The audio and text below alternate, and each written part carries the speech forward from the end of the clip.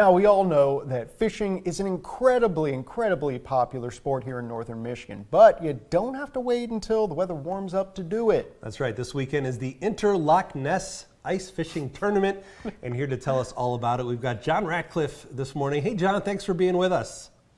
How's it going, Bill? We're doing well. We're doing well. Hey, tell us about the Inter-Loch-Ness tournament. This is a multi-county event that you've been doing for at least a couple of years now, right? Yes, sir. This is year number 7. It should have been year number 9. We had to cancel the last 2 years due to ice conditions. So we're very excited to put it back on this year, and we're expecting a good turnout. So, John, what's the process like for an ice fishing tournament?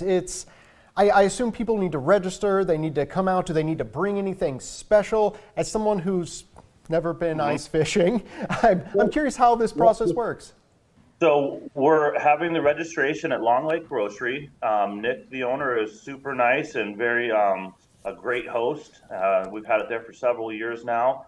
So you can just head on over there and sign up and pick your division. It's $20 a division. You can fish any body of water within Leelanau, Benzie, or Grand Traverse County. So you can pick any lake. You can even fish on the bay if you'd like. And it's free fishing weekend, so you can get the kids out. You've got no excuse. You don't even need a fishing license this weekend. And it's just a lot of fun. We're doing a lot of great stuff this year. We're setting up a huge tent in the parking lot. We're going to have a bonfire. It's going to be fun. So. Oh, that's great. John, we're looking at some photos from previous year's events. Talk to us about the turnout. And I've got to imagine that the ability to just choose your lake makes this one of the more unique events of its kind. Yes, yeah. I mean, and it's great for me as the tournament director. I get to kind of see where all these fish come from and get a little bit inside knowledge. That's a bonus. We see some big fish brought in, big walleyes, huge perch, big pike, lake trout, bluegill. And we have some very good anglers. It's not just, I mean, there are cash prizes. We have good payouts. We do first, second, and third for each division. But it's not just the money. These guys love competing against each other, and the camaraderie is great. Now, is there different categories for the different kinds of fish, as well as measuring by weight, I assume? Yeah, we're measuring by weight, and it's just those 5 divisions like I mentioned, and we pay out first, second, and third in each division. So we make it to where it's not so top-heavy. It's 50, 30, 20 for first, second, and third. So even the third place perch is still going to win over $100-something typically. Wow. Yeah, first place perch last time was over $400. All right, so this will be the 7th year. What have you seen in years past? Is this a pretty big event? How many fishermen and women do you get that come out for this thing? It's really growing. I'd like to see more kids come along. You know, they get to fish free under their parents.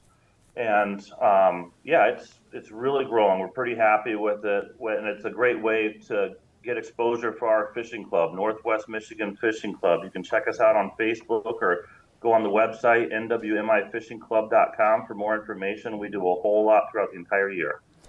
Now, with it not being able to take place for the past 2 years because of ice conditions, what has been the response from the community and your club for it coming back this year? I would imagine the excitement is almost palpable. Yeah, we're very excited. I mean, the last 2 years were just awful. I think I ice fished for 8 days last season, so I was pretty miserable. And lastly, John, just tell us about conditions now for this year and this coming weekend. We've had a ton of snow recently, a lot more than we even have in an average year in many places. And what are you seeing out there as far as people getting out to do the ice fishing already? There are a ton of people out. Even the big lakes have frozen. They're out on Crystal. They're out on Big Glen, Green. So lots of opportunities here. There is great ice on almost every lake. Oh, that's amazing. Participation should be high. We do have a lot of snow on some of the lakes, so you'll see snowmobiles out, but you can still walk. It's a little bit more difficult. I'll be walking this weekend. And yeah, great ice out there. Great winter. Now, we've covered a lot of stories this year of people venturing out onto the ice to either hike or ice fish, and then catastrophes happen. What advice would you offer to people that want to come out, they want to compete, they want to take part in this wonderful event? But what do they need to keep in mind? How can they read the ice, for lack of a better way of putting it? Well, I mean, and on early ice, that's when the issues are there. You know, you always want to bring a spud bar, check your ice every step, but we don't have to really worry about that right now. I mean, the lake that I'm fishing right now, there's almost a foot of ice. Oh, wow. I mean, you could probably drive a truck on it. I wouldn't recommend it. But All right, we won't recommend. Don't try that at home. Don't try that or on the lake. But all right, John Ratcliffe will send folks to the Northwest Michigan Fishing Club, the Inter-Loch-Ness 3-county fishing tourney coming up. Thanks for being with us, John. Good to have you. Thank you, sir. Thank you. You have a good weekend.